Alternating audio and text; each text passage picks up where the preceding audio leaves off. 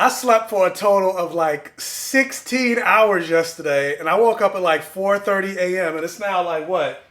12:09. So I've basically been up for almost 8 hours. And I'm already starting to get sleepy again, which probably says one thing, that I might be pregnant.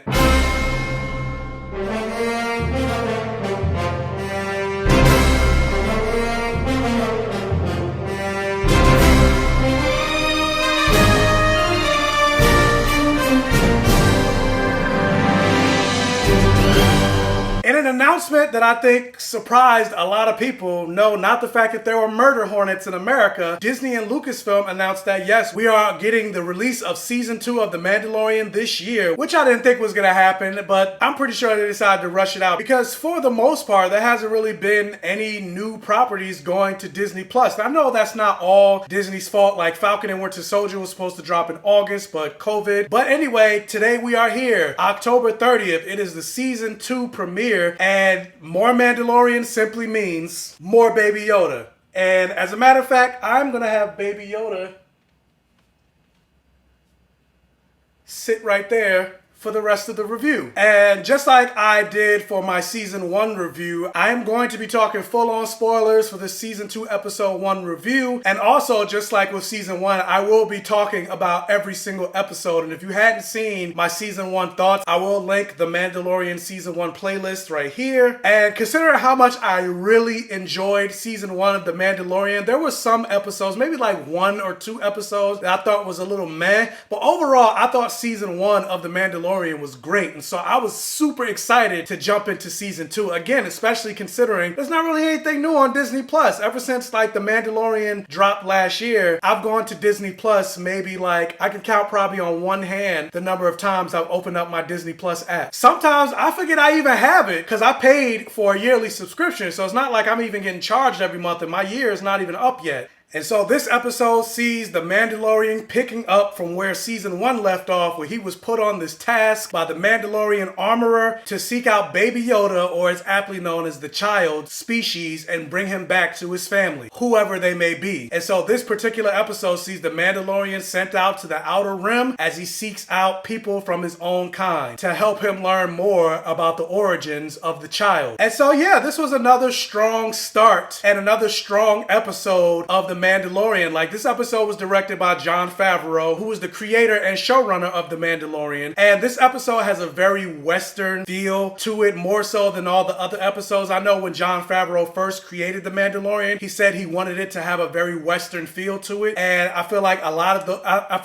of episodes in season 1 kind of got away from that. It was more focused on the action. But this episode definitely brought it back to that whole Western feel, to the whole point of you had the Mandalorian come into this town, and he was the stranger in this town. He comes across a Marshal, aka the sheriff of this town, and they kind of have a clash. But I feel like I'm getting ahead of myself. So the episode opens where the Mandalorian is seeking out other Mandalorians in hiding because he feels like they might have more information on reuniting the child with his family. So he seeks out this one-eyed alien-looking creature named Gor Koresh, who's actually voiced and played by John Leguizamo, and he offers to pay this alien creature information. But of course, this is the Mandalorian, this is Star Wars, nothing ever goes smoothly. And so this creature says like, no, I give you the information, but you're going to give me your armor. Of course, the Mandalorian is not going to give up his armor. And so there's a fight. And again, just showing the cuteness of Baby Yoda. As soon as the Mandalorian pulls out these little missile things that are on his arm, Baby Yoda knew exactly what was going to happen. He's like,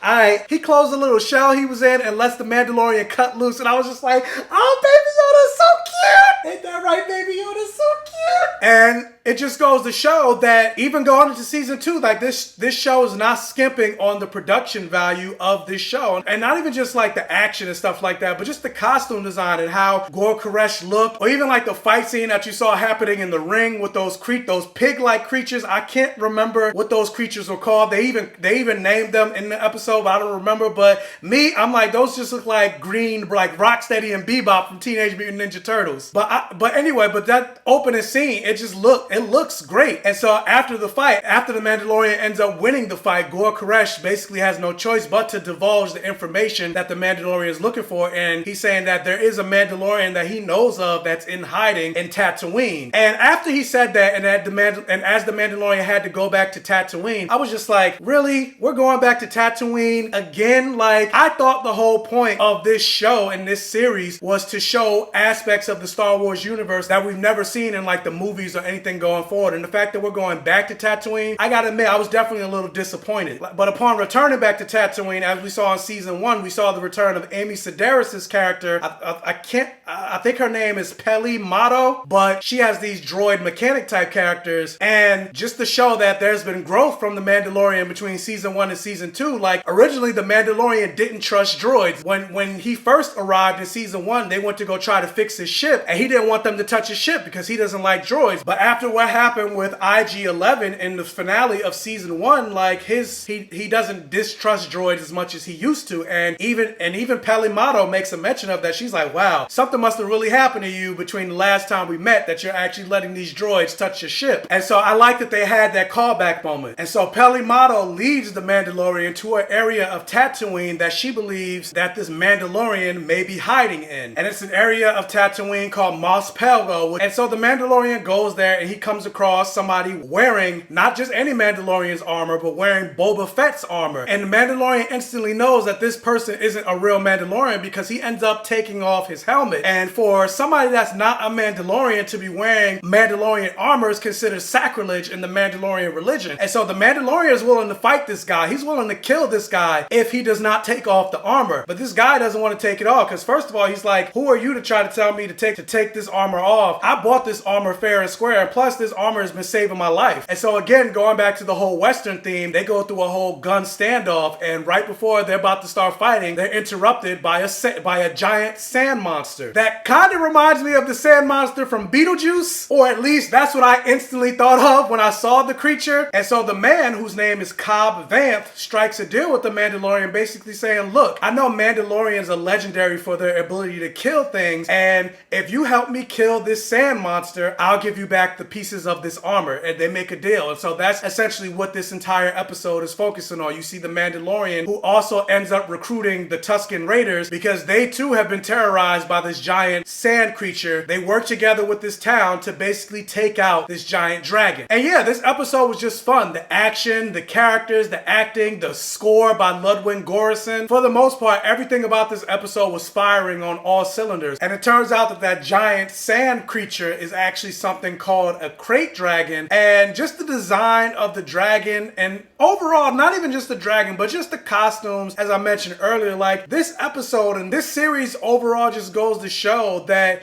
the marriage between CGI and practical effects are just perfect because it just makes for a very more satisfying and fulfilling visual experience. And I really appreciate... Oh no, Baby Yoda! Let's try that again.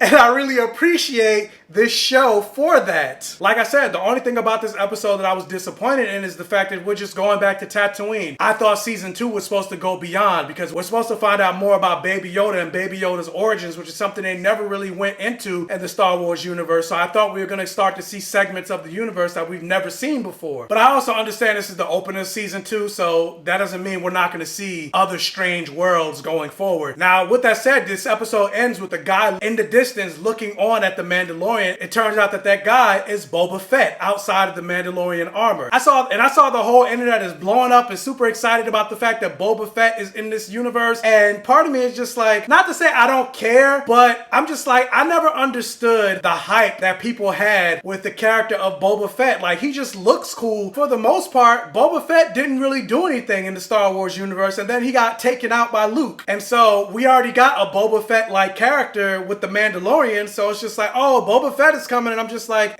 but I'm still excited to see what he ends up adding to the series. But in terms of like me being hyped for Boba Fett, like a lot of people I've seen I'm just like, so what? Who cares? We already got a Boba Fett and a Mandalorian, and a person that has seemingly done way more in the Star Wars series than Boba Fett has ever done. But yeah, but overall, I enjoyed this episode. I wasn't hyped after this episode was over like some episodes of season 1, but I still had fun. So I would definitely say the season 2 premiere of The Mandalorian is a definite hit. And I'm glad to see Baby Yoda coming back, and I'm excited to see where this season goes going forward. So the question is, have you guys seen season 2, episode 1 of The Mandalorian? What did you think about it? Let me know down in the comment section below. Also, if you can, hit that thumbs up button and like this video to really help out the channel. If this is one of your first time checking out one of my videos, please check out the other videos on my channel. And if you like what you see, please subscribe for more and hit that bell notification button so you're alerted every single time I post a new video. And tell your friends, families, and neighbors about my channel